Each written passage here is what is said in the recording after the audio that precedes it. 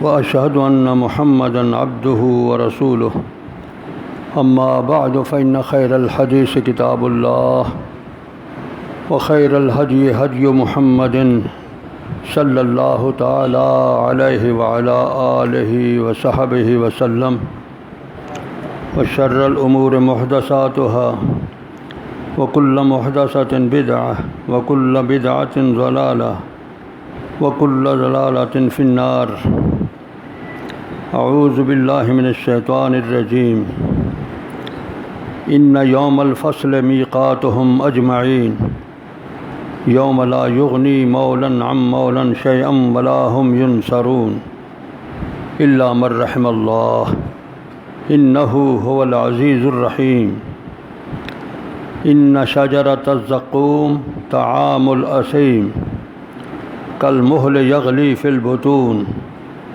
كغلي الحميم خذوه فاعتلوه إلى سواء الجحيم ثم صبوا فوق رأسه من عذاب الحميم ذق إنك أنت العزيز الكريم اللهم صل على محمد وعلى آل محمد كما صليت على إبراهيم وعلى آل إبراهيم إنك حميد مجيد حمد و ثنا مالک کائنات کے لیے، بے شمار درود و سلام امام الانبیاء سید کائنات محمد الرسول اللہ صلی اللہ علیہ وسلم پر۔ حمد و صلوات کے بعد سورہ دخان کی ان آیات مبارکہ میں اللہ رب کریم نے قیامت کے دن کا ایک حال بیان کیا ہے، جس میں دو فریق، ایک ایمان والوں کا اور دوسرا بے ایمان اور کافروں کا، ان دونوں فریقوں کے فیصلے کا تذکرہ ہے کہ اللہ رب کریم ان دونوں گروہوں کو قیامت کے دن کن چیزوں سے نوازیں گے۔ ان یوم الفصل میقاتهم اجمعین، سب کا وقت مقرر قیامت کا دن ہے، جو فیصلہ کر دے گا، ہر ایک کا تعین کر دے گا کہ یہ انسان کس طرف ہے اور وہ انسان کس طرف۔ یوم لا یغنی مولا عن مولا شیئا ولا هم ینصرون، یہ ایک ایسا دن ہوگا کوئی کسی کا ساتھی اور مددگار نہیں بنے گا، کوئی دوست دوسرے دوست کے کام آئے، کوئی سردار دوسرے سردار کے دوسرے ساتھی کے کام آئے، ہر کسی کو اپنا حساب، اپنا معاملہ چکانے کی فکر ہوگی۔ ولا هم ینصرون، اور نہ ان کو کوئی مدد دینے والا ہوگا اس جگہ۔ ایک دوسرے مقام پہ ہے کہ وہ ایک ایسا دن ہے جو کوئی کسی دوسرے کے لیے کسی چیز کا مالک نہیں ہوگا، الا من رحم اللہ، مگر وہ انسان جس پہ اللہ رحم کرے وہ بچے گا۔ انہ هو العزیز الرحیم، بے شک اللہ غالب ہے اور رحم کرنے والا ہے۔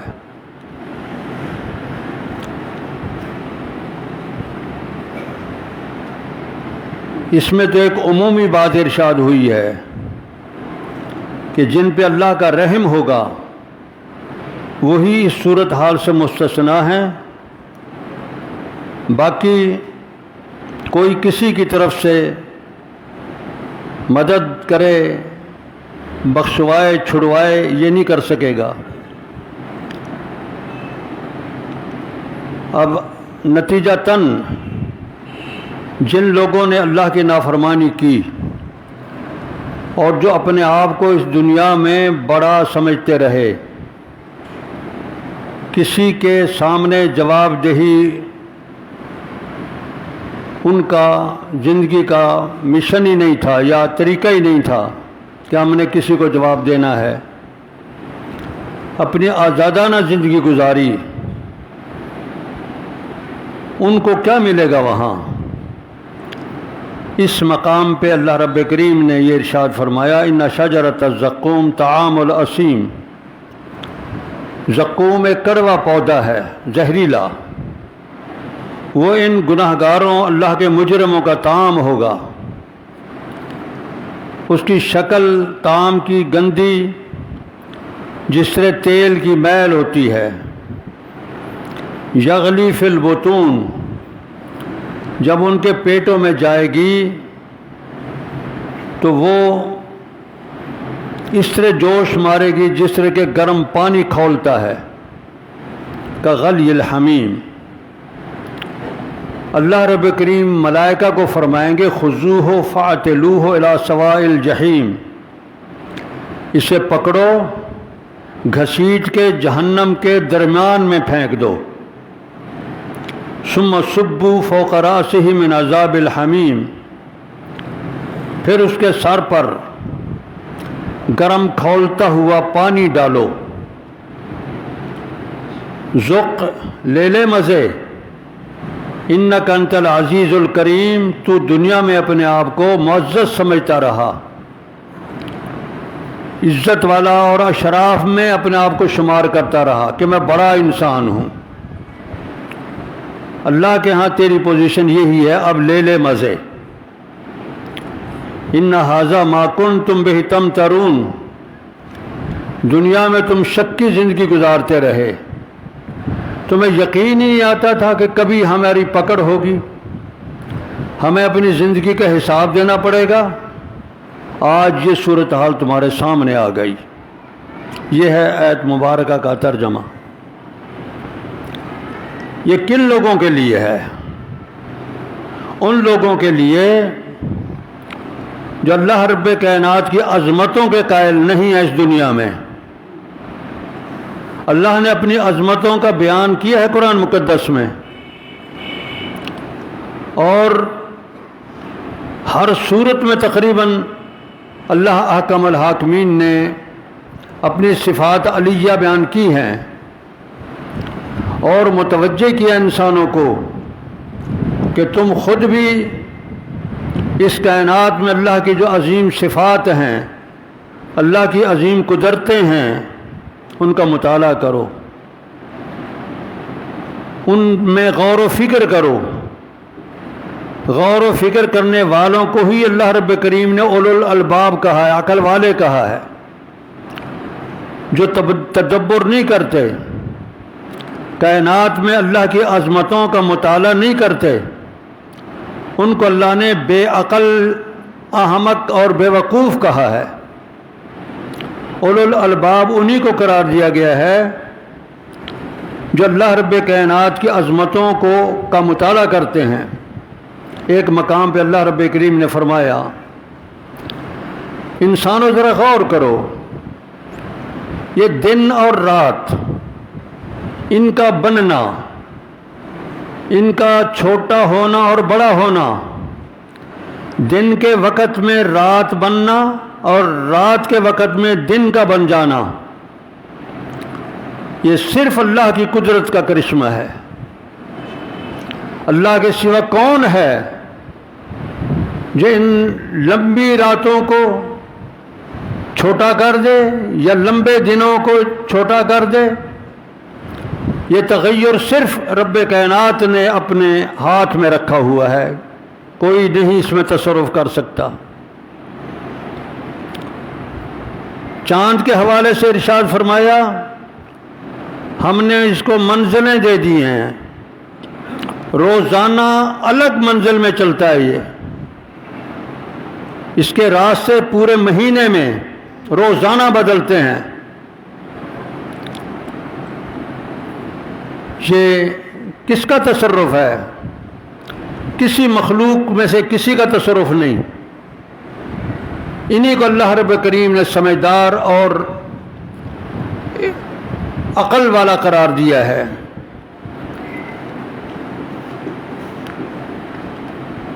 اللہ رب کریم نے فرمایا اگر رات کو اللہ رب کریم ٹھہرا دے اور یہ کالی رات ٹھہر جائے، دنیا کی کون سی قوت ہے جو روشنی پیدا کر سکے؟ یا دن کو اللہ رب کریم ٹھہرا دے، اس کائنات میں اللہ کے سوا کون طاقت ہے جو اس دن کی روشنی کو ختم کر کے رات میں تبدیل کر سکے؟ کوئی بھی نہیں۔ جب اس کائنات میں تصرف صرف اللہ کا مالک کا ہے تو تم اپنی ضرورتوں کے حوالے سے مخلوق کے پیچھے کیوں پڑتے ہو؟ اسی کے ساتھ تعلق پیدا کرو، اسی کے ساتھ تمہاری محبت اور تمہارا تعلق ہونا چاہیے۔ اللہ حکم الحاکمین نے ایک دوسرے مقام پہ ارشاد فرمایا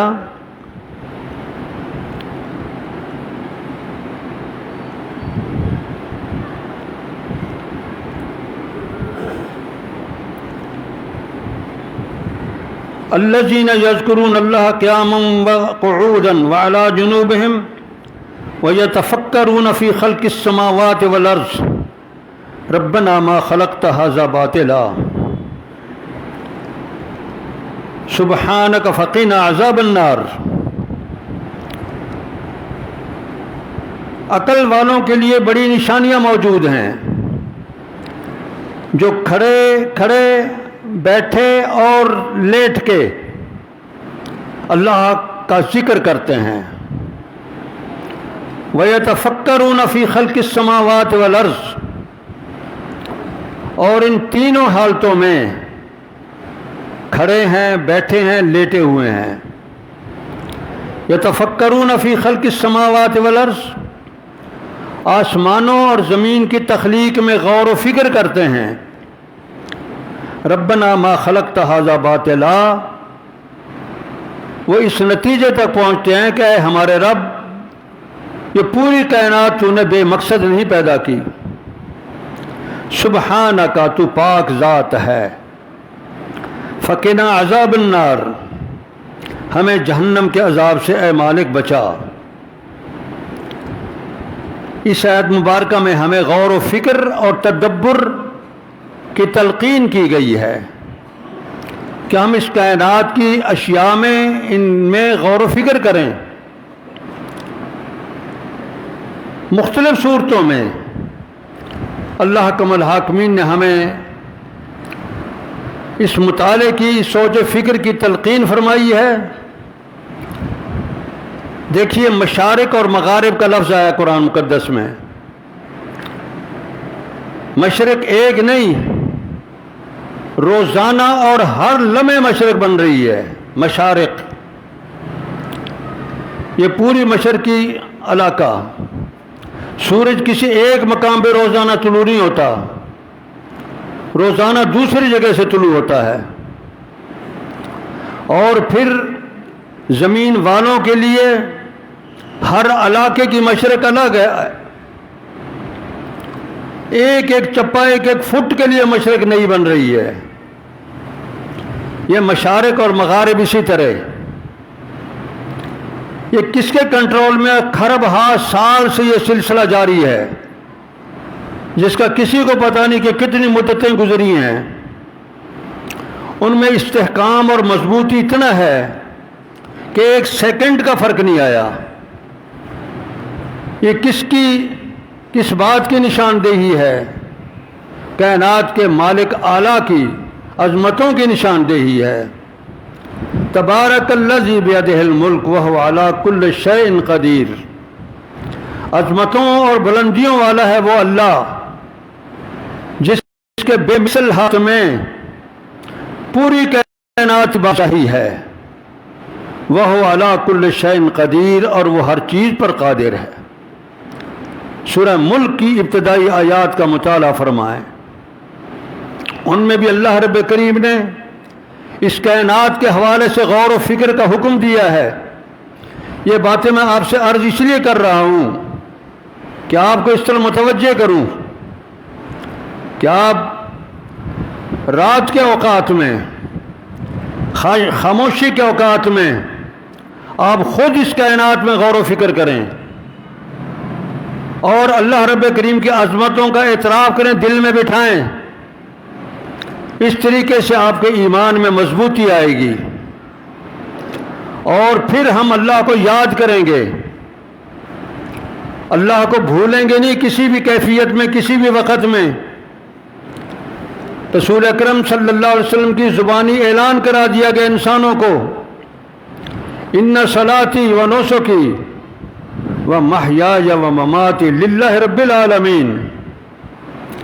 اسوہ حسنہ کائنات کے لیے اور انسانوں کے لیے بالخصوص امام الانبیاء محمد رسول اللہ صلی اللہ علیہ وسلم، لقد کان لکم فی رسول اللہ اسوۃ حسنہ، آپ کی زبانی کہلوایا ان صلاتی و نسکی، میری عبادتیں، وہ چاہے زبان کی باتیں ہیں چاہے بدن کی باتیں ہیں، و نسکی اور میری قربانیاں، مالی باتیں، اور محیایا میری زندگی کا ایک ایک لمحہ، وہ مماتی اور میری موت، للہ رب العالمین، یہ اللہ کے لیے ہے جو کائنات عالمین کا پالنے والا ہے۔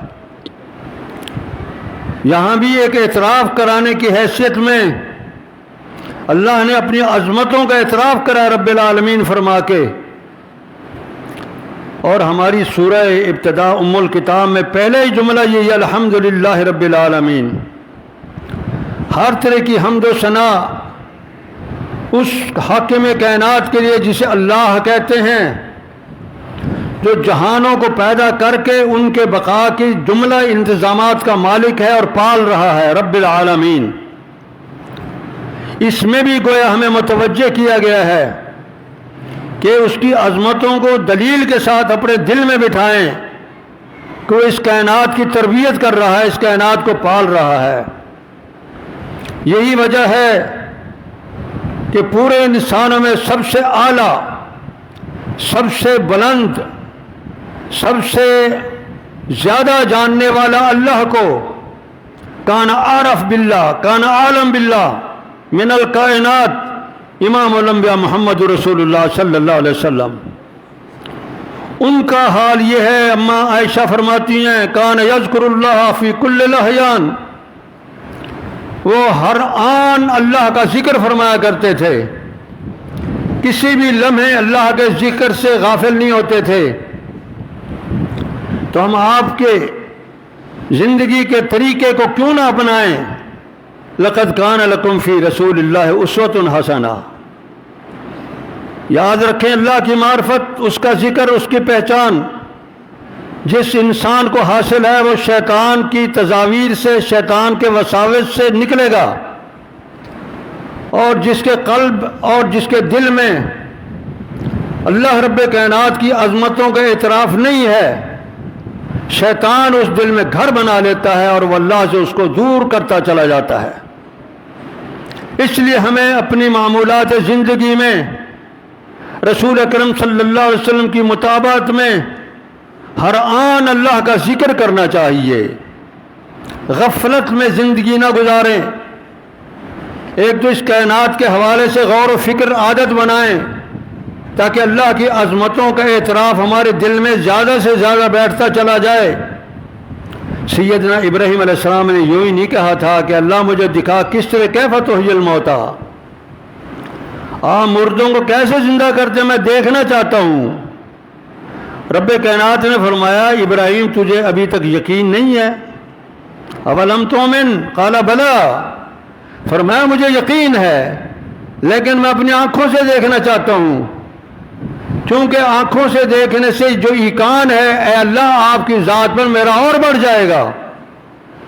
تو یہ ایمان اور ایقان رب کائنات کے حوالے سے ہر مومن کا ہر آن مزید بڑھنا چاہیے، اس میں کمی نہیں آنی چاہیے، اور اس کا واحد طریق یہی ہے، ایک تو زبان سے اپنی معمولات زندگی میں اس کا ذکر عادت بنائیں، اور دوسرا غور و فکر کی عادت ڈالیں، تدبر کریں اس کائنات میں۔ وفی انفسکم افلا تبصرون کیوں فرمایا ہے؟ اسی لیے فرمایا کہ اس کی عظمتوں کا ہمیں یقین آ جائے، اور اس یقین میں ایمان کی پختگی ہوتی چلی جائے گی۔ وفی انفسکم افلا تبصرون، تم اپنے ذات میں، اپنے اندر کیوں نہیں غور کرتے ہو؟ تمہارے جسم میں نے وہ مشینری رکھ دی ہے جو کسی انسان کے بنانے سے، کسی بڑے طبیب کے بنانے سے، کسی ڈاکٹر کے بنانے سے وہ مشینری نہیں فٹ آ سکتی، بن سکتی، جو اللہ رب کریم نے اپنے امر کن سے اس کے اندر بنا دی ہے، ایک ایک انسان کے اندر۔ اور یہ تو لاکھوں ارب انسان ہیں جن کے اندر یہ مشینری فٹ ہے اور کئی سال تک کام کرتی ہے۔ اسی حوالے سے اللہ رب کریم فرمایا نا وفی انفسکم افلا تبصرون، تم اپنے اندر غور کیوں نہیں کرتے ہو؟ ایک آنکھ کی کارسازی، ایک عقل کی کارکردگی، اس کا مطالعہ کریں، رب کائنات کی عظمتوں کا آپ کو اعتراف ہوگا۔ قوت حفظ کو دیکھیں، جسم کے ایک ایک حصے کی کارکردگی کو دیکھیں، پاؤں کے نیچے چھوٹی سی چیز آتی ہے، فوراً درمیان والی صلاحیتیں جو ہے نا عقل کو اور قوت حفظ کو بتا دیتی ہیں کہ فلاں چیز ہے۔ یہ کس ذات نے ہمارے اندر یہ سسٹم رکھا ہے؟ اس ذات عالی نے جو اس پوری کائنات کا بنانے والا ہے۔ میں یہ ساری باتیں آپ کو معلوم ہے، اس لیے عرض کر رہا ہوں کہ ہم غور و فکر کی عادت ڈالیں اور اللہ رب کریم کے حوالے سے ایمان کو مضبوط کریں۔ ہمارا ایمان مدلل ہونا چاہیے۔ صرف باپ دادے نے کہا اللہ ہے اور ہم نے بھی کہا جی ہے، صرف اس پہ اکتفا نہ کریں، بلکہ ایمان کی پختگی اور ایقان تبھی نصیب ہوگا جب غور و فکر کریں گے اس پوری کائنات کے حوالے سے اور اپنی ذات کے حوالے سے۔ اس لیے معمولات زندگی میں اللہ کا ذکر، رسول اکرم صلی اللہ علیہ وسلم نے فرمایا کہ جو بھی اچھا کام کرو اللہ کا نام لو۔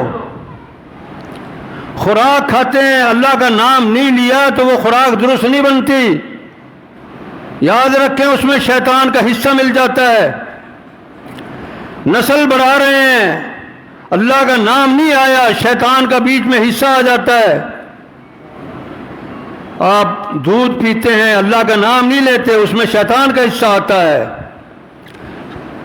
محسن انسانیت سید کائنات صلی اللہ علیہ وسلم نے فرمایا کہ جب ایک انسان بحر سے گھر جاتا ہے، اندر قدم رکھتا ہے اور کہتا ہے بسم اللہ، اللہ کے نام سے، تو جو اس کے پیچھے شیاطین لگے ہوتے ہیں وہ ایک دوسرے کو کہتے ہیں کہ پیچھے ہٹ جاؤ، یہاں تمہارے لیے نہ رات بسری ہے، نہ دن گزارنا ہے، نہ کھانا پینا ہے، کہ اللہ کا نام آ گیا ہے۔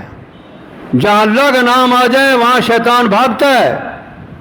ان الشیطان یفر من اسم اللہ، اور کما قال، شیطان اللہ کے نام سے دور ہٹتا ہے، بھٹکتا ہے، بھاگتا ہے۔ اس لیے گھر میں جاؤ تو بسم اللہ کہنا نہ بھولیں، کھانا شروع کیا بسم اللہ پڑھیں، اگر بسم اللہ نہیں پڑھی تو شیطان ساتھ شامل ہو جاتا ہے اس میں۔ کس طرح شامل ہوتا ہے ہمیں نہیں معلوم، اللہ کے رسول نے فرمایا ہے اس میں برکت اٹھ جاتی ہے، اس میں مقصدیت اٹھ جاتی ہے، اس میں فی ذات ہی وہ کھا لیتا ہے، جو بھی مفہوم ہے صحیح ہے۔ اللہ کے رسول صلی اللہ علیہ وسلم کا فرمود ہے، ہمارا ایمان ہے اس پہ۔ آپ صلی اللہ علیہ وسلم نے ایک عملی مظاہرہ بھی ایک دن فرمایا۔ آپ اپنے صحابہ کرام کے ساتھ ایک بڑے پیالے میں ایک ہی جگہ کھانا کھا رہے تھے، تو ایک عربی گنوار وہ اس طرح دوڑتا آیا جس طرح کوئی دھکے دیتا اسے آ رہا ہو، آگے بیٹھ کے کھانا شروع کر دیا۔ آپ نے اس کا ہاتھ پکڑ لیا، فرمایا دیکھو شیطان کو موقع نہیں ملے تو ہمارے ساتھ بیٹھنے کا، وہ اس کو دھکیل کے لایا ہے، اللہ کا نام نہیں لیا اس نے، اس کے ساتھ وہ شامل ہونا چاہتا ہے۔ میں نے اس شیطان کو اس دونوں کے ساتھ میں پکڑ لیا ہے۔ یہ رسول اکرم صلی اللہ علیہ وسلم نے ہمیں بتایا۔ کیوں بتایا؟ اس لیے کہ ہم خوراک کھائیں تو اللہ کا نام ضرور لیں، بسم اللہ کہیں۔ جہاں اللہ کا نام نہیں ہے وہاں شیطان کا عمل دخل شروع ہو جاتا ہے۔ رسول اکرم صلی اللہ علیہ وسلم نے اس حد تک فرمایا اگر بھول جائے کوئی آدمی تو جو ہی یاد آئے فوراً کہ بسم اللہ اول و آخرہ۔ دودھ پیا اس میں آپ صلی اللہ علیہ وسلم فرما اللہم بارک لنا فیہ وزدنا منہ، اللہ کا نام آ گیا، اللہ اس میں برکت فرما اور ہمیں یہ نعمت مزید عطا کر، اللہم بارک لنا فیہ وزدنا منہ۔ گھر میں سے باہر نکلیں، آفات ہیں دنیا کی، خرابی ہیں دنیا کی، گھر سے باہر کہتے ہیں کہ یہ کرونا جو ہے نا یہ گلیوں میں اس کے اثرات بھٹک رہے ہوتے ہیں، لہذا منہ کو بند کر کے باہر نکلو۔ ہو سکتا ہے ایسے بات ہو، جراثیم ایسے فضا میں اڑ رہے ہوں، کوئی بڑی بات نہیں۔ تو رسول اکرم صلی اللہ علیہ وسلم تو ہمیں پہلے فرما چکے ہیں کہ جب گھر سے باہر نکلو تو اللہ کے ساتھ رابطہ قائم کر لو، آفات سے بچ جاؤ گے۔ بسم اللہ توکلت علی اللہ لا حول ولا قوت الا باللہ، یہ کہہ کے گھر سے باہر نکلیں۔ آپ جتنے ساتھی بیٹھے ہیں اپنے دل میں غور کریں کہ جب ہم آج گھر سے باہر نکلیں کیا یہی جملے کہہ کے نکلے ہیں؟ 100 میں سے کتنے بندے ہمیں ایسے ملیں گے؟ ہم اتنے غافل کیوں بن گئے ہیں؟ اتنی غافلانہ زندگی کیوں ہماری چل رہی ہے؟ اللہ کے رسول صلی اللہ علیہ وسلم نے یہ معمولی باتیں یوں ہی نہیں فرما دی، ہمارے تحفظ کے لیے فرمائی ہیں۔ ایک صحابی ہے، یا رسول اللہ مجھے فلاں چیز نے ڈس لیا ہے، اس پہ کوئی دم فرما دیں، کوئی دعا کر دیں۔ آپ نے فرمایا یار اگر صبح کے وقت تو یہ دعا پڑھ لیتا ہے نا، بسم اللہ الذی لا یضر مع اسمہ شیء فی الارض ولا فی السماء وهو السمیع العلیم لا یضرک شیء، اگر تو یہ پاک جملے کہہ دیتا بسم اللہ الذی لا یضر مع اسمہ شیء فی السماء والارض وهو السمیع العلیم، میں اس اللہ کے نام سے صبح کرتا ہوں جس کے نام کے ساتھ آسمان و زمین کی کوئی چیز نقصان نہیں کر سکتی، وہ میری بات سن رہا ہے، وہ جان رہا ہے۔ اگر تو یہ پاک جملے اپنی زبان سے کہہ لیتا سارا دن کوئی چیز تجھے نقصان نہ کر سکتی۔ صبح کے اوقات میں پڑھ لیں، شام کے اوقات پڑھ لیں، اللہ کی طرف سے تحفظ ملے گا۔ رسول اکرم صلی اللہ علیہ وسلم نے فرمایا سونے سے پہلے دل کے اخلاص کے ساتھ، ایقان کے ساتھ، بات ایقان کی ہے، اللہ کو آزمانے کے لیے کوئی دعا نہ پڑھے۔ وہ آزمائشوں سے، وہ اگر کہیں کہے میں آزماتا ہوں اللہ پوری کرتا ہے کہ نہیں کرتا، اللہ ناراض ہوتا ہے الٹا اس پہ کہ میرے اوپر اعتماد توکل نہیں ہے۔ صحیح یقین رکھیں، آیت الکرسی پڑھ کے رسول اکرم صلی اللہ علیہ وسلم جو سوتا ہے اس کو اللہ کی طرف سے تحفظ مل جاتا ہے ڈاکوؤں اور چوروں سے، شیطان کی تصاویر اور تلبیسات سے ہر انداز کا تحفظ اس کو ملتا ہے اللہ رب کریم کی طرف سے۔ آیت الکرسی کے مفہوم پہ بالخصوص توجہ دیں، اس میں رب کائنات نے اپنی عظمتوں کا ہی بیان کیا ہے۔ اللہ لا الہ الا هو الحی القیوم لا تأخذہ سنۃ ولا نوم لہ ما فی السماوات وما فی الارض من ذا الذی یشفع عندہ الا بإذنہ یعلم ما بین ایدیہم وما خلفہم ولا یحیطون به بشیء من ولا یؤودہ حفظہما وہو العلی العظیم۔ اللہ اس کے سوائے کوئی عبادت کے لائق نہیں، وہ زندہ ہے، پوری کائنات کو کنٹرول کر رہا ہے، تھام رہا ہے، اس کو اونگ نہیں آتی، اس کو نیند نہیں آتی، آسمان و زمین کی ہر چیز اسی کی ملکیت ہے۔ کون ہے جو اس کی اجازت کے بغیر اس کے سامنے سفارش کر سکے کہ اللہ اس کو چھوڑ دے؟ کوئی نہیں کہہ سکتا جب تک اللہ کی اجازت نہیں۔ وسع کرسیہ السماوات والارض، اس کی کرسی بے مثال، آسمان و زمین سب سے بلند، سب سے زیادہ بڑی۔ رسول اکرم صلی اللہ علیہ وسلم نے فرمایا یہ ساتوں آسمان اور یہ زمینیں اس کی کرسی کے مقابلے میں اس طرح ہے جس طرح کہ ایک سینکڑوں میل کا میدان، ہزاروں میل کا بڑا میدان، اس میں ایک انگوٹھی رکھ دو۔ آسمانوں اور زمین پوری کائنات میں اس کی کرسی، رب کائنات کی کرسی اس طرح وسیع ہے کہ یہ پوری کائنات اور پورے آسمان و زمین اس کی کرسی کے مقابلے میں اس طرح ہے جس طرح سینکڑوں اور ہزاروں میل کے درمیان ایک انگوٹھی پڑی ہو۔ اس سے انداز لگائیں اس کی عظمتوں کا، اس کے عرش عظیم کا۔ حسبی اللہ لا الہ الا ہو علیہ توکلت وہو رب العرش العظیم۔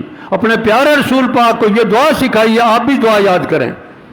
حسبی اللہ لا الہ الا ہو علیہ توکلت وہو رب العرش العظیم۔ مجھے اللہ کافی ہے، مخلوق پہ اعتماد نہ کریں، اللہ پہ اعتماد کریں۔ وسائل سے کام لینا چاہیے، اس کا حکم ہے۔ بھوک لگے کھانا کھاتے ہیں، اس کا حکم ہے۔ پیاس لگے پانی پیتے ہیں، اس کا حکم ہے۔ دشمن آ جائے تلوار چلائیں، اس کا حکم ہے۔ وسائل سے کام لینا تقدیر کے خلاف نہیں، عین اس کے حکم کے مطابق ہے، لیکن پھر جو ہوتا ہے اس کو اللہ کی طرف سے سمجھیں۔ یہ ایمان اور ایقان، جو ہو گیا وہ سمجھیں کہ اللہ کے فیصلے کے مطابق ہے، کسی کا اختیار نہیں تھا۔ اللہ کا الحاکمین ہمیں اپنی سچی محبت، اپنی سچی معرفت عطا کرے۔ آخری بات، رسول اکرم صلی اللہ علیہ وسلم نے فرمایا جس پر اللہ کا نام نہ آئے وہ نہ کھاؤ۔ ایک جانور کسی نے ذبح کر دیا، ذبح کر کے کھانے کا اس کو کیا حق تھا؟ وہ بھی جاندار، وہ بھی جاندار، انسان کھانے والا یہ بھی جاندار، اور گائے بکری بھینس اونٹ یہ بھی جاندار۔ تو کیا حق ہے انسان کو کہ ان چیزوں کو کھائے؟ اگر کھا سکتا ہے تو اس وقت جو اس کے حکم کے مطابق ہو۔ اس لیے فرمایا کہ جس پر اللہ کا نام آ جائے، بسم اللہ اللہ اکبر، اللہ کے نام سے، اللہ سب سے بڑا ہے، اس کے حکم سے میں یہ ذبح کر رہا ہوں۔ جب تک اس کا حکم نہیں آتا، بغیر حکم آپ نے ذبح کر دیا، وہ اس طرح حرام ہے جس طرح خنزیر حرام کہتے ہیں ہم۔ جس جانور پر جان بوجھ کے اللہ کا نام چھوڑ دیا گیا، بسم اللہ اللہ اکبر نہیں پڑھا گیا، وہ جانور حرام ہے، اس کا کھانا اس طرح حرام ہے جس طرح خنزیر کا کھانا، گندگی اور غلاظت کا کھانا ہم اچھا نہیں سمجھتے جس طرح۔ کیوں؟ اس لیے کہ اس پر اللہ کا نام نہیں آیا، کائنات کے مالک کا نام نہیں ہے، اس کا نام لو کہ اس کے حکم کے مطابق یہ ذبح ہو رہا ہے۔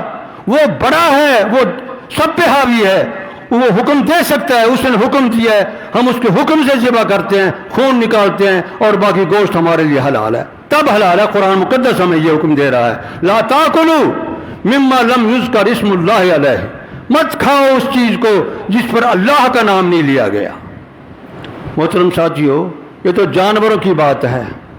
اب ایک آدمی کھانا کھاتا اور اللہ کا نام نہیں لیتا، پانی پیتا اللہ کا نام نہیں لیتا، سبزیاں کھاتا اللہ کا نام نہیں لیتا، پھل فروٹ کھاتا ہے، اللہ کی نعمتوں کا تذکرہ کر کے اللہ کا شکر ادا نہیں کرتا، وہ کس کھاتے میں جائے گا؟ یہ آپ خود فیصلہ کریں۔ وآخر دعوانا الحمد للہ رب العالمین۔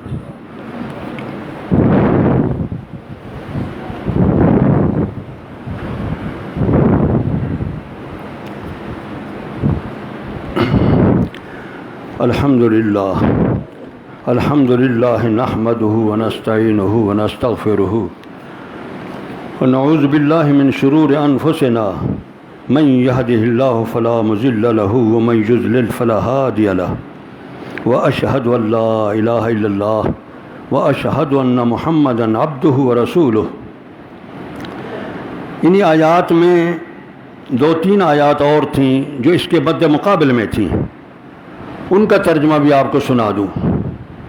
کافر جہنمی بے ایمانوں کا تو ذکر اللہ نے کیا کہ اس کو زقوم کڑوی زہریلی خوراک دی جائے گی۔ ان المتقین فی مقام امین، متقی پرہیزگار لوگ، اللہ کو ماننے والے، وہ امن کی جگہ میں ہوں گے۔ فی جنات و عیون، باغات میں ہوں گے اور چشموں میں ہوں گے۔ یلبسون من سندس و استبرق متقابلین، سندس اور استبرق ریشمی لباس ان کو ملے گا، ایک دوسرے کے سامنے بیٹھیں گے۔ کذالک، بات اسی طرح یقین کرو۔ وزوجناہم بحور عین، ان کی بیویاں حور عین بنا کے ان کے ساتھ رہیں گی۔ یدعون فیہا بکل فاکہۃ آمنین، ہر طرح کے پھل فروٹ میوے وہ امن کے ساتھ طلب کریں گے۔ لا یذوقون فیہا الموت، موت کا اندیشہ اور ڈر نہیں ہوگا۔ الا الموتۃ الاولی، جو پہلی ہو گئی۔ وَوَقَاهُمْ عَذَابَ الْجَحِيمِ، اور جہنم کے عذاب سے اللہ ان کو بچائے گا۔ فضلا من ربک، یہ تیرے رب کا احسان ہے، اس کا فضل ہے۔ ذالک هو الفوز العظیم، یہ بہت بڑی کامیابی ہے، ان انسانوں اسے حاصل کرنے کی کوشش کرو۔ فإنما يسرناه بلسانک، اے پیارے رسول صلی اللہ علیہ وسلم، آپ کی زبان میں ہم نے اس قرآن کو آسان کر دیا ہے۔ دیکھو یہ باتیں سمجھنے میں کوئی اشکال ہے، ان میں کوئی اشکال نہیں، بڑا آسان ہے۔ لعلہم یتذکرون، تاکہ یہ لوگ سمجھ جائیں۔ انسانوں کو سمجھانے کے لیے ہم آسان اسلوب اختیار کر رہے ہیں۔ فرتقب، اگر کوئی نہیں مانتا رسول انتظار فرما لیں، انہم مرتقبون، یہ بھی انتظار کر رہے ہیں، پتہ نہیں ہوگا یا نہیں ہوگا، آپ انتظار کریں، میں ان کے ساتھ نبٹتا کیسے ہوں، پھر آپ دیکھ لینا۔ اللہ رب کریم ہمیں آفات کائنات، آفات دنیا و آخرت سے بچائے۔ اللہم صلی علی محمد وعلی آل محمد کما صلیت علی ابراہیم وعلی آل ابراہیم انک حمید مجید۔ ایک صاحب نے دجال کے حوالے سے سوال کیا ہے، وقت اب تھوڑا ہے، میں مزید تفصیل کسی اور جمعے میں انشاءاللہ پیش کروں گا۔ دجال کے حوالے سے یہ کہنا کہ وہ پیدا ہو چکا ہے، یہ کسی کو پتہ نہیں۔ البتہ علامات بہت سی ایسی آ رہی ہیں جن سے پتہ چلتا ہے کہ فتنہ دجال قریب سے قریب ترین ہو رہا ہے۔ بالخصوص یہ بین الاقوامی سطح پہ جو موت ہے، اس کی پیشین گوئی موجود ہے صحیح بخاری میں۔ آپ صلی اللہ علیہ وسلم فرماتے ہیں دجال کی آمد سے پہلے 6 علامتیں ہوں گی بڑی بڑی۔ ایک تو خود رسول اکرم صلی اللہ علیہ وسلم کا وفات پا جانا، اور دوسرا آپ نے فرمایا موتان، سینے کی بیماری فرمایا، جس طرح بکریوں کی سینے کی بیماری ہوتی ہے، سینے کی بیماریوں میں موت بہت ہو جائے گی۔ موتان کا لفظ مبالغے کا فرمایا، بہت موت ہوگی دنیا میں، اور اس بیماری سے جو بکریوں کے سینے کی ہوتی ہے۔ تو یہ بیماری اس کے قریب قریب ہی ہے۔ بہرحال پیشین گوئی کے حوالے سے ایک پیش گوئی یہ ہمارے سامنے موجود ہے۔ اسی طرح اور بھی نشانیاں ہیں۔ یہ پورے انسانوں کا ڈیٹا، پورے انسانوں کے حوالے سے معلومات کو ایک جگہ جمع کرنا، یہ بھی دجالی فتنے کی نشانیاں ہیں۔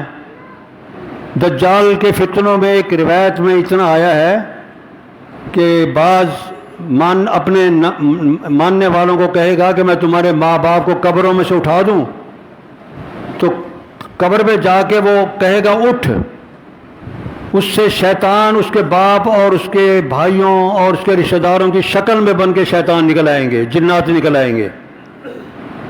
اب ان کے باپوں اور بھائیوں کی شکلیں کہاں سے لیں گے؟ وہ ڈیٹے سارے جمع ہوتے جا رہے ہیں اب دنیا میں۔ حالات ایسے بنائے جا رہے ہیں جس طرح آپ کے پورے پاکستان کا ڈیٹا جو ہے نا، تصویروں کا، شکلوں کا، یہ آپ کے ایک محکمے کے اندر جمع ہے۔ اس محکمے پہ پورا کنٹرول امریکہ نے کر رکھا ہے، وہ ان کے پاس ساری چیزیں جا رہی ہیں، یہ کسی ایک مرکز میں جا رہا ہے۔ یہ فتنوں کی ابتدا ہے۔ اس انداز میں وہ بٹن دبائیں گے، اس شکل کے آ جائیں گے بندے، وہی جنات کو نکال کے دکھا دے گا کہ ادھر باپ اور بھائی زندہ ہو رہے ہیں۔ یہ ابتدا فتنوں کی چل پڑی ہے۔ اسی طرح اور بھی کافی ساری علامتیں پھر کسی وقت انشاءاللہ میں عرض کروں گا۔ اللہ رب کریم ہمیں فتنہ دجال سے محفوظ کرے۔ تمام انبیاء اس فتنے سے پناہ مانگتے رہے۔ صرف ایک خوشخبری سن لیں، مکہ اور مدینہ میں اس کا داخلہ ممنوع ہے، نہ وہ مکے میں جا سکے گا اور نہ مدینہ منورہ میں جا سکے گا۔ اللہ رب کریم ہمیں اس کے فتنوں سے بچائے۔ وآخر دعوانا ان الحمد للہ رب العالمین۔